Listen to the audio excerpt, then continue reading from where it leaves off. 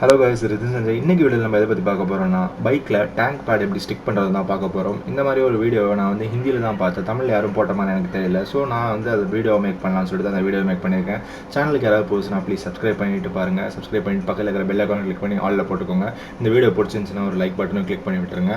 So இப்போ வாங்க வீடியோக்குள்ள போகலாம். ஸோ இது வந்து ஸ்டிக்கர் டைப் தான். ஸோ வந்து பிரிக்கும் போது கொஞ்சம் நீங்கள் பார்த்து பிரிக்கணும். பிகாஸ் அதில் வந்து ஒட்டிக்கும் பார்த்தீங்களா, அது வந்து ரெண்டு தனித்தனி பீஸாக இருக்குது. ஸோ வந்து அதையும் சேர்த்து பிரிச்சுட்டு இதோட இந்த இந்த ஸ்டிக்கர் கவரோட அது சேர்ந்துருக்கிற மாதிரியே பண்ணணும். ஸோ அதை கொஞ்சம் பொறுமையாக பண்ணுங்கள். பிகாஸ் வந்து அதில் ஒட்டிக்கிச்சுன்னா கொஞ்சம் கஷ்டமாயிடும். அதோட அலைன்மெண்ட் வந்து கொஞ்சம் தப்பாயிடும்.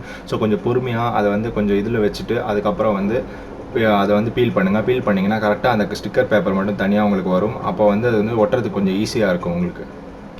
அப்படி நீங்கள் தனித்தனியாக எடுத்துட்டிங்கன்னா கொஞ்சம் ப்ராப்ளம் ஆகிடும். பிகாஸ் வந்து அந்த லெஃப்ட் ரைட் சைடில் வந்து அது தனி பார்ட் மாதிரி ஆகிடும். அதை தனியாக ஓட்டினா நீங்கள் அலைன்மெண்ட் நல்லா இருக்காது, பார்க்கவும் ரொம்ப நல்லா இருக்காது.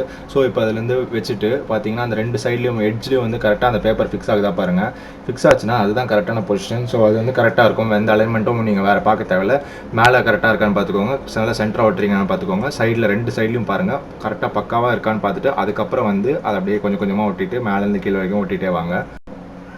இது வந்து உங்கள் வண்டிக்கு எப்படி இருக்கோ அந்த மாதிரி செட் ஆகிற மாதிரி ஒட்டிக்கோங்க. கரெக்டாக பக்காவாக ஒட்டிக்கோங்க. இதே மெத்தட் தான். அதே மாதிரி பீல் பண்ணிவிட்டு ஒட்டிட்டு கரெக்டாக அதில் வந்து நீங்கள் ஃபிக்ஸ் பண்ணிட்டீங்கன்னா கரெக்டாக பக்காவாக இருக்கும்.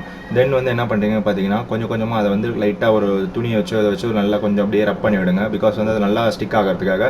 ஆனால் ரொம்ப வந்து FZS வச்சுருந்தீங்கன்னா ரொம்ப வந்து ஹார்டாக வந்து ப்ரெஸ் பண்ணாதீங்க. பிகாஸ் வந்து டேங்க் வந்து ரொம்ப ஃபைபர் வந்து ரொம்ப இதுவாக இருக்குது. ஸோ அமுக்குனிங்கன்னா வந்து டேங்க் வந்து உள்ளே போக வாய்ப்பு இருக்குது. ஸோ கொஞ்சம் பொறுமையாக பண்ணுங்கள். பொறுமையாக பண்ணிங்கன்னா நல்லாவே ஸ்டிக் ஆகும். நான் நல்லா ஸ்டிக் பண்ணியிருக்கேன். எனக்கு வந்து நல்லாவே கிரிப்பாக இருக்குது. அண்ட் வந்து பார்த்தீங்கன்னா இந்த டேங்க் பேட் எதுக்கு போடுறாங்கன்னு பார்த்தீங்கன்னா அந்த இடத்துல வந்து ஸ்க்ராச்சஸ் ஆகும் நிறையா. இந்த மேலே ஃப்ரண்ட் டேங்க்கில் வந்து நம்மளோட கால் பட்டே நம்மளோட இது பட்டே வந்து இதில் நிறைய ஸ்க்ராச்சஸ் ஆக வாய்ப்பு இருக்குது. ஸோ அது வந்து ஒரு சேஃப்டி. அண்ட் வந்து டேங்க் பேட் போட்டிங்கன்னா உங்கள் வண்டியோட லுக்கை வந்து இன்னும் கொஞ்சம் வந்து அதிகப்படுத்தி தரும். ரொம்ப நல்லாயிருக்கும் பார்க்கறதுக்கு. ஸோ அதுக்காக தான் முக்கியமாக டேங்க் பேட் தந்தாங்க. இது வந்து நான் Yamaha ஷோரூம்லேயே தான் கொடுத்தாங்க. இது தரத்துக்கே எனக்கு வந்து ஒரு 1 மந்த் எடுத்துக்கிட்டாங்க. பிகாஸ் வந்து எனக்கு வந்து அந்த ஷோரூமில் வந்து சர்வீஸ் பிடிக்கல. பிகாஸ் நம்பர் பிளேட் கொடுக்க ரொம்ப லேட் பண்ணாங்க. இது ஏற்கனவே நான் ஒரு வீடியோவில் சொல்லியிருப்பேன். ஸோ வந்து இது வந்து ஒரு ஃப்ரீ தான். நீங்கள் வேணும்னா அது தனியாக கூட வாங்கிக்கலாம். பிகாஸ் வந்து இது வந்து 175 rupees தான்.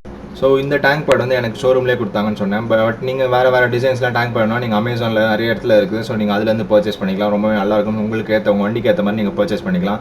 தென் வந்து எல்லாம் முடிச்சு நல்லா ஒட்டினதுக்கப்புறம் அதை கொஞ்சம் கொஞ்சமாக பீல் பண்ணுங்கள். பிகாஸ் வந்து இன்னும் கொஞ்சம் ஒட்டியிருந்தால் கூட திரும்ப அது மேலே வந்துடும். அது வந்து ஒரு கரெக்டாக இருக்காது ஒட்டுற முறை. ஸோ வந்து கொஞ்சம் கொஞ்சமாக ஸ்லோவாக பீல் பண்ணுங்கள். ரொம்ப ஃபாஸ்ட்டாக பீல் பண்ணிங்கன்னா அந்த மொத்தமாக வந்துடும். கொஞ்சம் கொஞ்சமாக இதே மாதிரி ரப் பண்ணியே பீல் பண்ணுங்கள். அப்போ தான் வந்துட்டு நல்லா ஈஸியாக வரும். வந்துருச்சுன்னா நல்லா உங்களுக்கு அவுட்புட் ரொம்ப சூப்பராக இருக்கும். பிகாஸ் வந்து ஒட்டிட்டு அது வந்து தப்பாக கிராஸாக இருந்துட்டு அண்ட் வந்து பீல் ஆஃப் ஆகி வந்துச்சுன்னா கொஞ்சம் வந்து அசிங்கமாயிடும் பைக்கோட டேங்க்கு. ஸோ இப்போ வந்து பார்த்தீங்கன்னா இது வந்து பக்காவாக ஒட்டி முடிச்சாச்சு. இப்போ இதுதான் ஃபினிஷிங் அவுட்புட். இப்படி தான் வந்துச்சு.